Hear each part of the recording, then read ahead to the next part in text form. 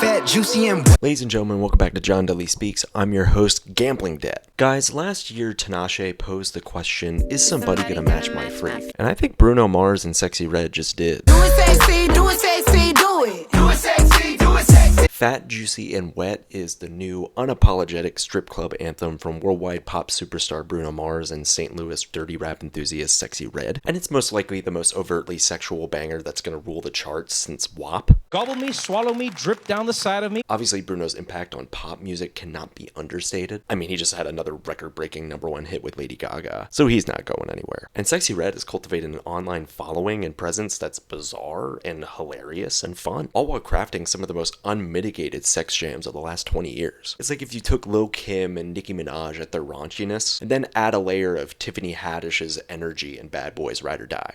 I need you to eat this.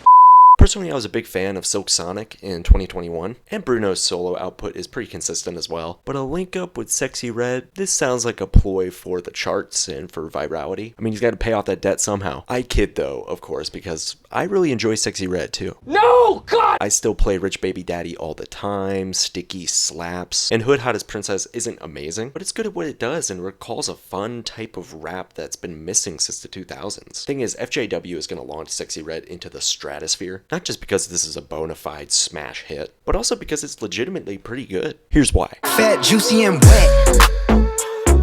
I understand that this song is unlistenable for some Bruno fans due to the content, and I have found Bruno in the past to be pretty corny when he drops random F-bombs in his songs. I just don't buy it from him. But he adopts the bad boy persona on this track, and to be honest, I think it's the most that's ever clicked for him. He throws around a ton of P-bombs and references to the kitty, but it's slick in its presentation and not going a route that's similar to The Weeknd and its cringiness. Instead, it's a fairly palatable refrain, and the twerculating outro goes hard too, embracing its shamelessness and not making a big deal out of it being bad or risque or naughty. It just is. And what sells it is Bruno's bravado and confidence on the mic. I'ma throw it back, let me give you that. Fat, juicy, and wet. I enjoyed the video for this one too, and it's not just because of the high budget and the high production value, it's the aesthetics really and how they do a whole lot with a little. The red and black color palette is striking, yet it doesn't overpower the allure of the song that the visual was promoting, so it leans more on this luxury lifestyle motif rather than cheap gags like videos similar to this one. Also, again, some people are just going to think that Sexy's verse is just way over the top, and I get that, but I think she's finally perfected this renegade, anti-clean approach to her flows and verses, so much so that it gives Cupcake a run for her money.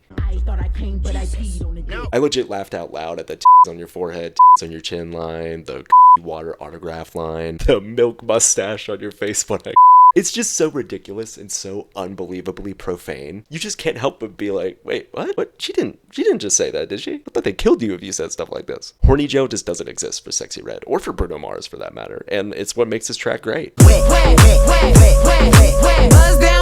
Anybody that thinks that Bruno couldn't make a strip club anthem clearly hasn't heard the remix of Finesse with Cardi B, because he's already played around with that style. The co-production with The Stereotypes rattles with an even glossier sheen than that one. That's total dance pop R&B perfection, with a hint of bling era aesthetics that would be comfortable on an old Jay-Z track or Nelly track that would go off in the club in the 2000s. Not that I know what a 2000s strip club anthem looks like. I'm a 27-year-old married white man from Lehigh.